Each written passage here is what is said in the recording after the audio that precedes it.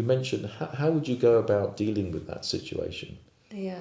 And how stress? And why was it stress? I mean, I can understand it's pretty obvious. So you stressful. are interviewing me now. No, you should interview me. Having too much is stressful. Having too little is stressful. So it's finding that perfect line. For me, that's difficult. You wouldn't listen to this podcast. Okay. After 2 burnouts in dentistry, I asked myself, what if I could turn my struggles into stepping stones for others? That's how this podcast started. We learn from each other, going from stress to success. And with more than 60% of dental professionals facing stress or burnout, this conversation has never been more important. Let's get started.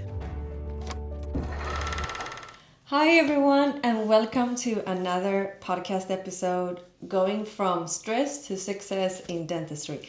And today I have the honor to have a very special person, the founder and CEO of Smylor, Stephen Pye. Welcome. Oh, hi, Christina. Tell me a little bit about who you are and what Smylor is. Okay, so I'm the CEO of Smylor. I was a bit inspired to do this project with Smylor because my experience with dentists, I've had one little colour problem in my tooth for years, in fact more than 20 years, and I've never been offered a solution to this. I've been told how my flossing is no good by the hygienist, but what was interesting for me is that the dentistry seems to struggle with digital patient relations. How do you propose to me as a patient something that I want? And so we formulated Smylor, a bit like Booking.com or Airbnb, to bring the patient and the dentist together with a digital relationship. We realised dentists don't have much time to invest in the relationship side of the patient because they're so busy. And we're going to talk, that's one of the reasons we're here today, right? Yeah, exactly. So that's what really was the inspiration to bring Smylor in, to support the dentistry industry with what we call a treatment marketplace, where patients can work with the dentist in a digital way that helps both of them in their relationship overall. So it was that situation with your tooth that sparked that idea? Yeah, so for example, I would like to have, I would love to have had a proposal from a dental practice coming into my, say, WhatsApp in a PDF saying, hi Stephen, we've noticed that you have a coloration issue in one of your teeth. Yeah. We think we can fix this. Here are some options. Maybe you could consider this, and it's going to cost you this amount of money. Even better, this amount of money per month for, let's say, 6 months. This type of proposal to me would enhance my relationship with you as a practice. Yeah. There is often a, let's say, there is a reticence or a challenge for dentists to think about sales or marketing in terms of promotion because they may feel it's too pushy. Yeah. However, if you look at a relationship between your practice and the patient, if you offer the patient options to improve their smile, your relationship will go up with them. Yeah, it's like when you're at the hairdresser, you want them to give you different options. Exactly. And advices of which shampoo or which conditioner so of course, treatment. We have, if I go for a hygienist treatment, I get my teeth cleaned and they look better. But there's still this colour. So when I look in the mirror of one of these teeth, it bothers me. Yeah. Thing is, I'm getting old now, so I'm not sure that I can be bothered to do it anymore. But it would have been nice if they'd proposed 20 years ago. But it's not like that anymore. Nowadays, it's not like that. I have done orthodontic treatments on 70-year-old patients. So maybe, but now my problem is time. I'm very busy. So I need to find the time to do it. Yeah. But in my earlier career, and certainly in my 20s or 30s, it would have been, for me personally, any dentist practice that would have offered that to me would have taken notice of me. And I think this is important, that the smile is such an important aspect of our lives with social media and everything, Yeah. that being confident to smile Yeah. is part of what we do as humans when we engage. I saw a photo recently of a person without a missing tooth and a missing eyebrow. Yeah. And guess what? I noticed the missing tooth first. Yeah. I missed the eyebrow. Yeah. Yeah, there are even studies that show that you get higher salary, it's easier to get the job you want if you have a good looking smile. So it affects everything. So what advice would you give the dentist? Because I mean, it's in the interest of the dentist as well to be proposing, for example, in your situation, a crown or a veneer. So, well, the challenge for the dentists, from what the work we've been doing, is that if you look at it from a perspective of that first emergency treatment, that first patient, where they come to the practice, maybe they need a tooth taking out, they've got a broken tooth, they're in pain, or they're a regular patient that's just coming back for a checkup and a clean. This engagement, this point that they're in the practice, is you have a window of opportunity, a small window of opportunity, for them to be thinking about their teeth, and while they're thinking about their teeth, providing them with an option. And that's not to be pushy. For example, you should not promote, great, I think we could do a whole all-in-4 treatment for this person. It's going to make us a lot of money. Let's push for that. Okay, there is this ethical issue, the balance between what is keeping their teeth that they have versus that, the health side and what's good for them from a medical perspective. But there's also, of course, the mental perspective for them. yeah. Okay, so some people will say, look, I just can't manage with this smile. My teeth are too crooked, or I've got a gap. I can't. My wife, she used to smile on one side because she had a gap in her tooth. Right, and she would take a photo, and it affected her for years until she used clear aligners and I don't know whether it was Invisalign or something else to close that gap. Yeah. And that just took day to day. How many photos do we have these days? Yeah. It's not like when we're young where you had this real thing and so on. You take maybe 1,000, 2,000, 10,000 photos a year. Yeah. And that every time that photo is taken, having that thought in your head, I'm nervous about smiling. It's a problem today. Yes.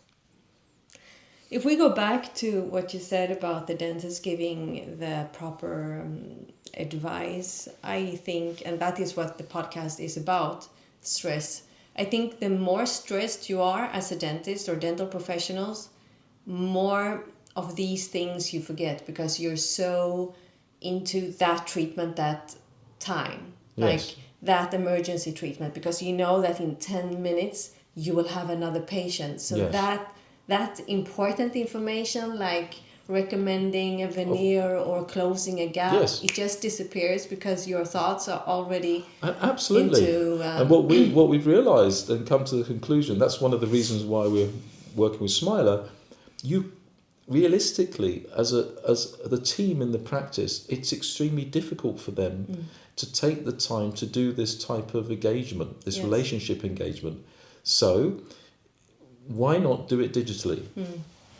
How would that look? Well, digitally you can do a number of things. So, for example, some simple things.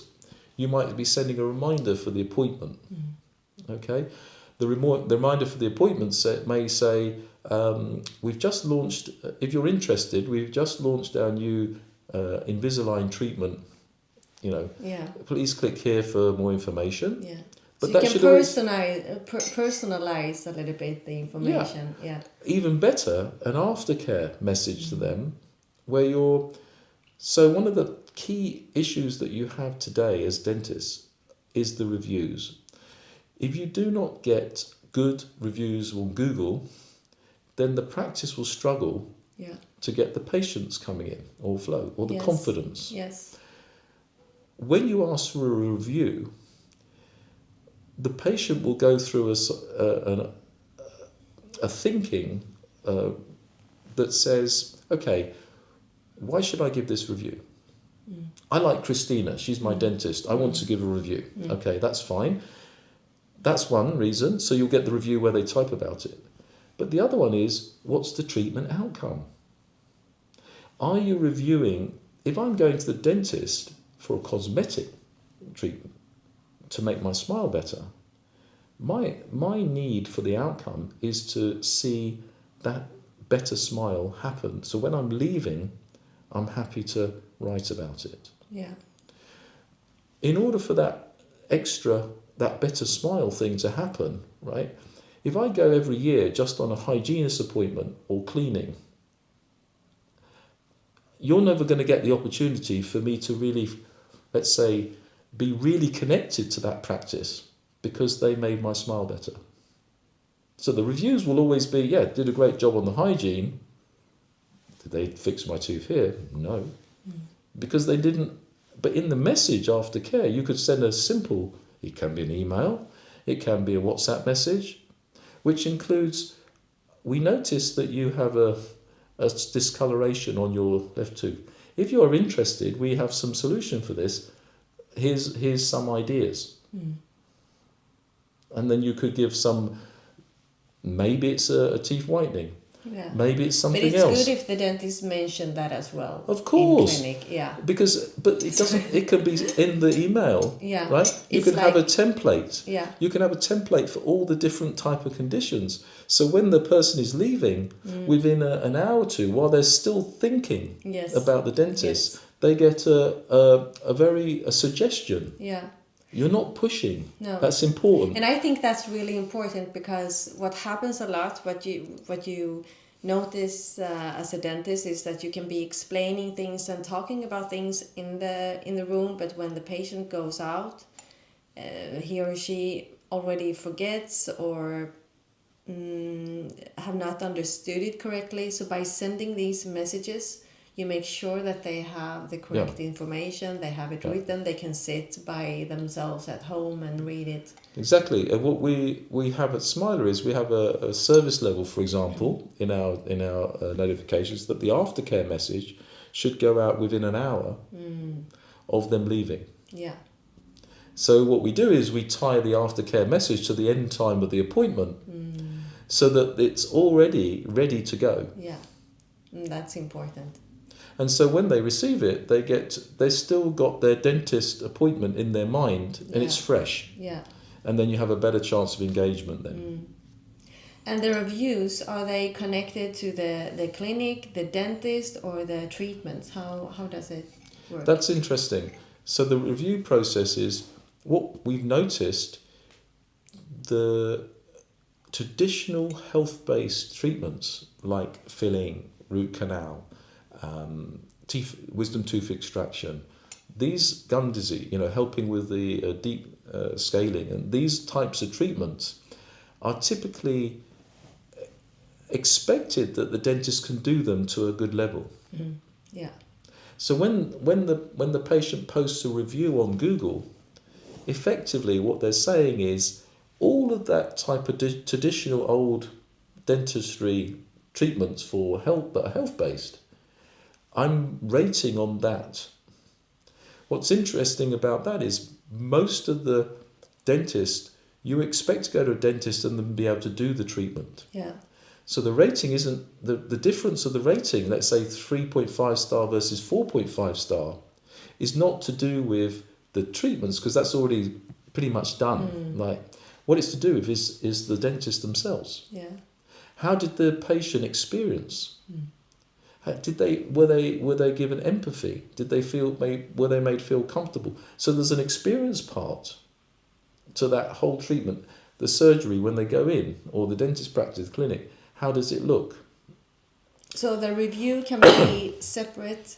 And so your difference on, of course, if you said, if they went to one dentist and it took an hour to do a tooth extraction with a lot of pain, they go to another dentist and it takes 15 minutes.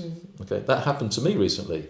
One of the dentists that I was, he got a wisdom tooth out within 15 minutes. Okay, Yeah. I was really surprised, very happy actually. Yeah. So that's a great performance from my point of view on the treatment. Yeah. Okay, so that makes me think, okay, I would give a higher review because I'm leaving the practice earlier, Yeah. which is always good because I don't want to. Now, let's be honest. Yeah. It's not the place that most people, like hospitals. Yeah. People generally don't want to spend too much time in the clinic, right? So that can help your review. Yeah. But the ultimate difference on health-based reviews is the experience overall, not necessarily the treatment itself, the outcome itself. Of course, you need the confidence that they're doing the right thing. Yeah. So if the treatment is done and you go back to your home, and this is about expectation management, and you are suffering from pain, then you could say, oh, actually, they didn't do a good job. But in some cases, it might be normal. There may be some That's natural. okay. Yes. And so this is again the aftercare notification and helping them understand why what's happening and then checking in with them maybe 3 days later. Yes. To say, how's it going? That's very You should important. be looking. You should be having this, and this. Please let us know. Is that something Smylor can do as well? Yeah, you know the automation, the digital. If you after the appointment and before the appointment, there are communications. You can build that digital relationship. Okay, and the reality is if you're a big practice, maybe you're doing 500 to 1,000 appointments per month, something like that in a very big practice. The likelihood of you getting the reception team to do it on the phone or send an email and so on, it becomes harder and harder. Yeah, and they do it, but it takes energy and it takes energy from you because we had it as a routine, as after, for example, a difficult extraction or implant, we call the day after. Yeah. But we had to put it on a list, so it's one task more. If that could be just automized, that would be Reduces your helpful. workload. Yeah. I think we were discussing earlier Yeah. about was it the Monday morning stress you mentioned? Exactly, and maybe you can remind me of what that was. And I what want it was to like. say that, like when you say to people that we have a lot of burnout in dentistry, the general population don't really understand why that happens, and it's very difficult to explain in a short way. But I can say that it's the amount of tasks. The amount, it's like when you have the laptop and you have all these pages open, all these tabs open. That's what's happening in a dental clinic all the time. So when you finish one thing, it's another thing or 10 other things that are open. And that takes a lot of energy and it's a stressful situation. So Monday morning you can come in and you know that I have my agenda, but I have to listen to the voicemail. I have to look at the mail, look at the WhatsApp, social media, if there has been any canceling, any rescheduling appointments, or any new patient. And not only that, then you have the patients coming into the clinic that you're going to give the best service, and they need to feel heard, seen, and understood at the same time as you're answering all these people on... So of course you that on the Monday morning, the weekend the practice is closed, right? And without any sort of digital relationship or digital support, what happens on Monday morning, as you said, is for many of the practices, they will have probably, multiple voicemails, multiple emails, and potentially if you're using WhatsApp as well, a whole bunch of WhatsApp conversations that you've got to pick up. And of course, what we found in the statistics, a lot of that, the majority of the conversations are either requesting a booking, requesting to reschedule an existing booking, or cancelling one. Yeah. And what we've noticed, and you mentioned this yourself in terms of stress factors, this puts a lot of stress. You think, well, it's okay, it's straightforward, cancel. But here's the thing: if you're using email, for example, and they've asked the patient has asked to reschedule their appointment, and you say to another date, right? First thing is you need to find the appointment. That's relatively straightforward, but not always, especially on voicemail. Yeah. Because on voicemail, of course, as you said, Yeah. depends on the accent, Yeah, right? we have a lot of Scandinavian patients, and for example, if you have like Swedish and Danish and Norwegian, they can understand each other, but when you just hear a voicemail, it could be, so it happens a lot of times that the receptionist said, Christina, can you hear what they're saying? And I'm like, I cannot, and you start, it takes time, and you have to start to figure out who is this person It's calling. a bit like an investigation, right? Yeah. It's like a quiz, yeah. Yeah. Who, what is this person's name? Did it sound like like you asked me, how do you pronounce my name, right? Pi, in France I get called P, it's like Mr. P, I don't want to go to the toilet, it's okay. So anyway, so the point is about when you receive that request, whether it's a voicemail or it's email, you're going to try and each one creates another stress. If it's voice, you probably have to phone them back. Let's be realistic. Who leaves a voicemail with an email address? I mean, I can imagine almost none. No. So they rely on you to ring back. Yeah. If they phone from a landline, you can't even SMS them. Okay, so you don't necessarily know the SMS will work, right? So you call, say it's someone on mobile, maybe you can get the phone number and then you can SMS them back. That can be a good technique. Or many will try and call them back. And one of the reasons is that if they've asked for the reschedule, you may be booked on that time. Yeah. And if you're booked on that time, you have to offer another time. So for them, in their mind, from their perspective, and this, I know it's not reasonable, but it's often the case, patients say, well, I've just sent an email, I've asked for my time to be rescheduled, it should happen, right? They don't necessarily consider, depending on when they've asked for it, of course at the back of their mind they think, oh, well, maybe they can't do it. But they're trying to move that appointment and expect you to move it to the date and time they want. Yeah. And if it's just a lot, it depends how busy your clinic is. If they cancel, I think you mentioned it, sometimes it's a relief because you get a slot in the day that's it empty. depends of the day. If it's full packed with patients, it's a relief if you get a cancellation. But if you have set up like 2 hours for one patient, you will have a big gap there in the morning. Yeah. So it's stressful as well. It's stressful. It's having too much is stressful. Having too little is stressful. So it's finding that perfect line. So of course, cancellations are one thing. Rescheduling is you send an email out. You don't know when they're going to come back. How long do you leave them before you take another booking? Yeah. Okay. Yeah. So these are. So give a new appointment. You like have that appointment for that person, and then you just wait to confirm. Yeah. Sometimes it takes time, and so if you multiply this. Yeah. By 5, 10 appointments, 5 reschedules, 4 cancellations. Yeah. And of course, new bookings are somehow easier, but not if they're on the voice or the email. It's the same as the reschedule. You need to. So this is a new booking. Say it's a new patient, which you really want, right? You say, okay, this is great. We've got a new patient interest, and why do we need new patients? Well, people move. People, if you've got an elderly population, they pass away. Yeah. Their circumstances might mean that they no longer come to the clinic that often. So new patients tend to be needed, of course. And so when a new patient comes in with a request, let's say it's on email, and you can't offer that time, there's a critical point where you have to get back to them quickly. Yeah. Existing patients may give you a little bit more time. They're not necessarily going to go to another dentist. Yeah.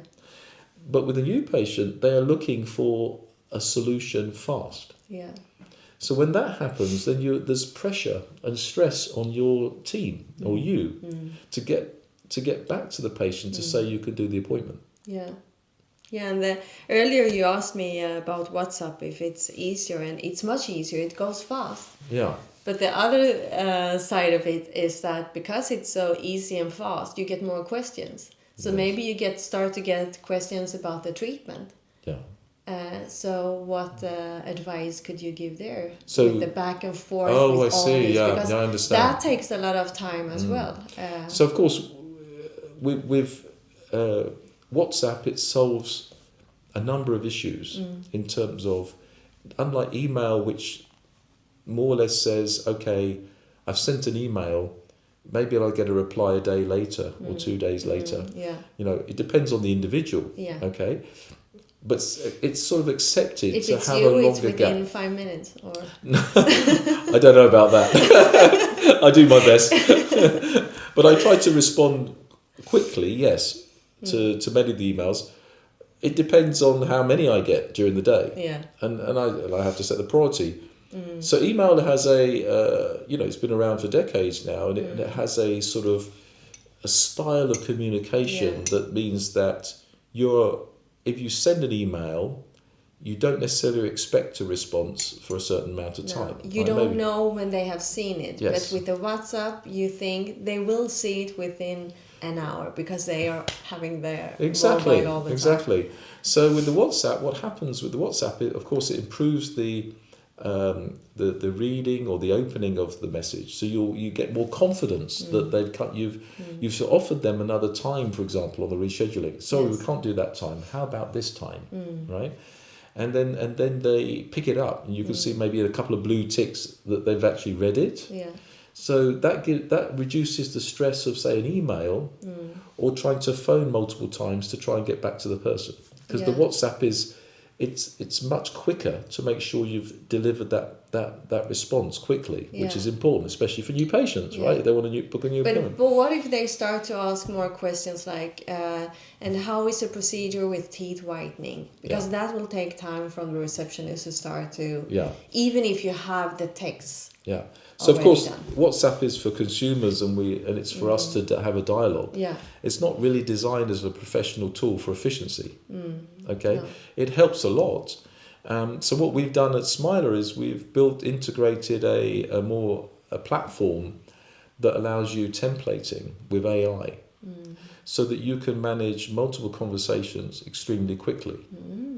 So that means that, for example, if you have a standard procedure for teeth whitening, you can either use AI to step in, like ChatGPT, and it will give a response. But if it's specific for your practice, that you want to give more detailed steps, like let's say a treatment plan quotation or a small guide on what days that they need to come and what's the gap between each day, that's easy to template, and within 2 seconds you can just send it through something like our platform, Smylor. I mean, we're not new on this. There are other digital platforms that can do this, of course. But it's important that, as a practice, you standardize, let's say, the messaging. And you make sure that the messaging is giving the patient what they need fast and in an easy to understand way. So, for example, if you employed somebody maybe the dental assistant is working the reception desk, mixing, or you've got a dedicated receptionist, and maybe those people are moving on and you get a new one. How can you be sure those individuals are giving you, as a practice, the right outbound messaging to help with that patient relation? Digital patient relation, there was a study recently on ChatGPT versus doctors, physicians, and there was a claim that AI is not empathetic. It doesn't really work on empathy. Yeah, it's too sort of clinical, cold, or whatever. Yeah. Anyway, they had a study, and it's been published, that the results for the patient's communication with ChatGPT, in most cases, ChatGPT beat the doctors and the physicians on building empathy. Oh yeah. Yeah. So they have trained the. So you can make sure that the AI communicates in a friendly style. Yeah, in your style. In a style that is known to be engaging with the patient. Yeah. And of course, that creates great opportunities to build a digital relationship with the patient that represents your brand without having to train or manage the team. Even you as a dentist talking to the patient, you can actually learn by that technique. And of course, if you get the AI to produce, you can get the AI to produce the templates for you. You say, okay, before I respond on this teeth whitening conversation, firstly, it's going to take me forever to type it. Secondly, I might not cover everything. And thirdly, if I'm in a rush, am I going to do the niceties? How are you today? No, I'm just going to write it and say, there it is. That happens. When I'm stressed, I'm just like, there it is. And then I'm like, And then the receiver, the patient says, that's a bit cold or harsh, you know. And then I add an emoji. Then you read it and then you remember, I better send an emoji now. And many times I'm sending emojis, and I was thinking the other day, why do I do that? And now I understand the formula that I posted 7:33:58. I think it was that. Like that, people listen to 7% of your words, 38% of your tone of your voice, and 55% of your body language. So when you're sending a message, there you have all those 7%, that is not much. You don't have a tone of voice because it's a message, and you don't have the body language. So how do you add that? And that's why I think I'm adding so much emojis. Like, hello. You can't see me, but I will send you a feeling of it. You're absolutely right. I know it's not professional. Well, we are... Maybe. No, it's actually, from an engagement point of view, it's a good thing. I mean, obviously, if you send too many love hearts, culturally, attractive lady like you, Christina, could get you in trouble. Is she hitting you? Is she hitting on me? So you need to be careful. In Spain, it's very normal to give the hard kiss without culturally. But so you need to be aware of that. I mean, it's but the emojis fix a problem that you're talking about, which is showing emotion. I wish I had a Smylor when I had my dental practice. It removes so much stress from the dental team, handling online bookings, patient questions with a chatbot, pre- and post-treatment automations, and even offering a marketplace for dental treatments. Smylor isn't just a sponsor, it's a solution. That's why I love working with them, because they take dental teams from stress to success. If this episode helped you, don't keep it to yourself. Like, comment, and subscribe. Not for the algorithm, but to help more dental professionals go from stress to success. Your support means the world. See you next time.